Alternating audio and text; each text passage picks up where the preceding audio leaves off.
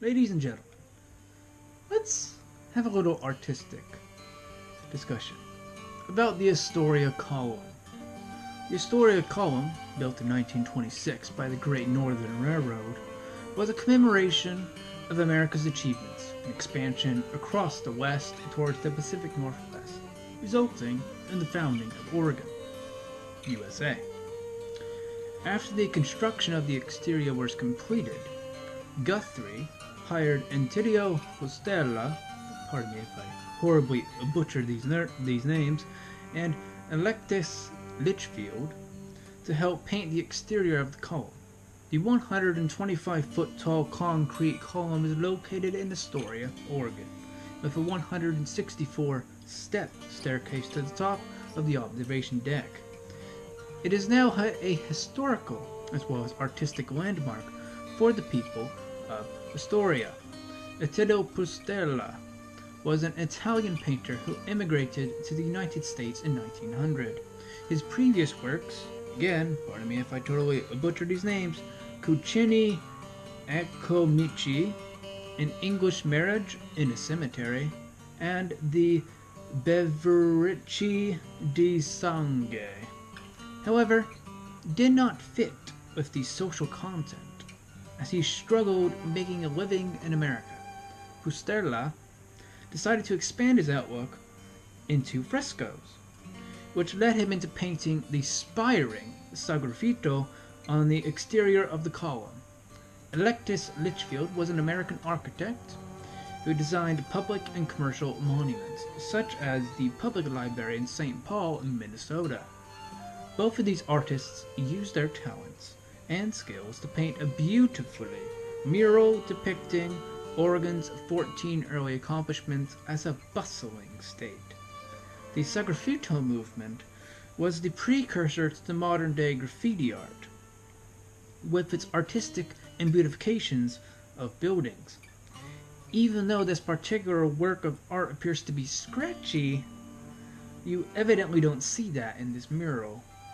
The breaks in between the 14 events provide an interesting separation, showcasing each event in their own right, neither one overshadowing the other in historical importance.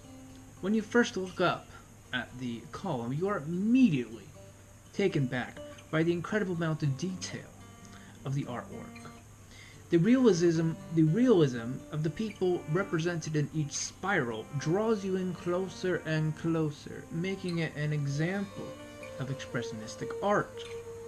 This style has been used since the Renaissance in France to help decorate and advertise a message or bring the attention of a significant moment of history, or in that given moment in time, much like the French Revolution with Vive la France.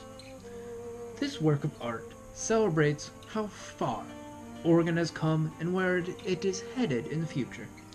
You find yourself moving clockwise, or sometimes counterclockwise movement around the column, as you sometimes feel yourself winding up the column itself. Feeling the column itself, the painted artwork, feeling the actual artwork, mind you, feels cold. Though the artwork is bright and breathtaking. It has life. It has adventure. The maintenance to help the artwork remain intact is surprisingly minimal.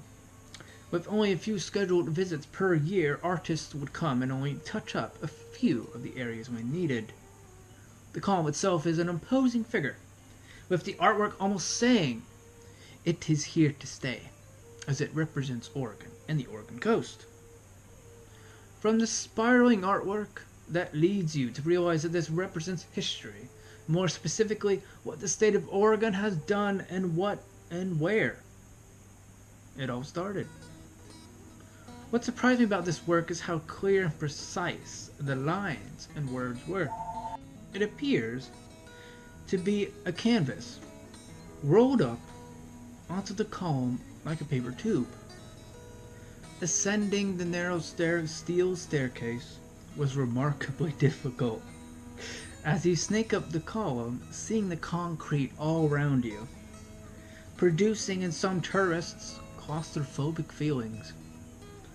I chose this work of art because it spoke to me. There's always something better on the horizon, right? And that no matter what has happened to the past, the future holds a great deal of opportunity and success. Despite the building being no longer used for navigational direction, the view that you see from the deck is a full 360-degree view of the Columbia River, which makes you realize just what the early explorers had to deal with to settle on this land. Now, if you would like a first-person view of ascending the Astoria Col, please click here for the very terrifying video that I had the pleasure of making. Join me again next time as we look more into art.